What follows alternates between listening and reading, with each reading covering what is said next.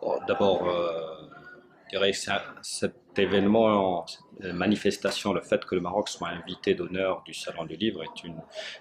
est un moment assez fort, hein, met en avant le Maroc dans sa diversité, dans sa modernité et permet de renforcer les relations entre la France et le Maroc dans le domaine culturel. L'ambassade, bien sûr, est en liaison directe avec le commissaire du pavillon du Maroc pour l'organisation de cet événement et contribue à faciliter les contacts et lui permet aussi, à travers différentes connexions,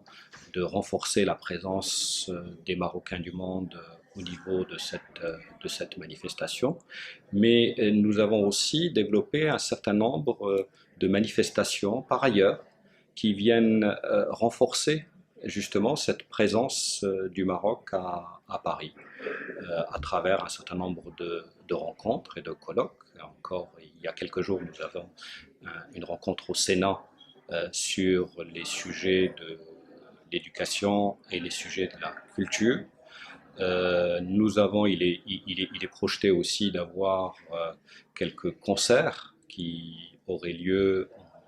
en marge de ce salon. Euh, il est envisagé le 17 mars d'avoir un concert de l'Orchestre Philharmonique du Maroc autour du thème des religions à l'unisson qui se tiendra à l'église Saint-Germain-des-Prés, de la même manière que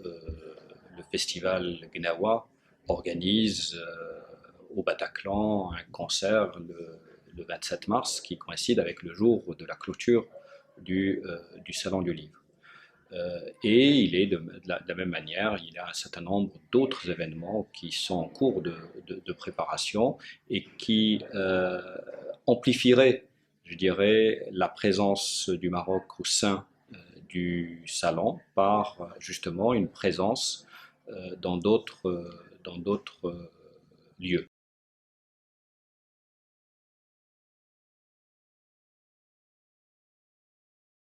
Alors déjà, l'ensemble du réseau consulaire, donc les 16 consulats euh, généraux du Maroc, sont mobilisés autour de l'événement pour sensibiliser la communauté marocaine installée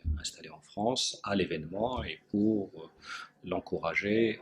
à y participer. Sans parler du fait que au niveau du salon lui-même, la communauté marocaine est très fortement représentée par ses auteurs, par ses écrivains, par ses poètes, par ses éditeurs, et qui seront très présents et très actifs, que ce soit par les livres qu'ils présenteront, mais aussi par une participation aux tables rondes et aux rencontres qui sont prévues pendant la période du salon.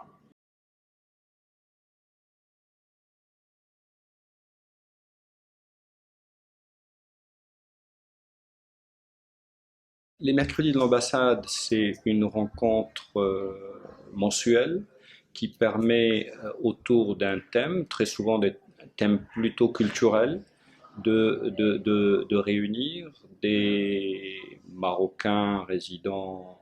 à Paris ou dans la région Île-de-France et des Français qui s'intéressent au Maroc autour d'un sujet commun.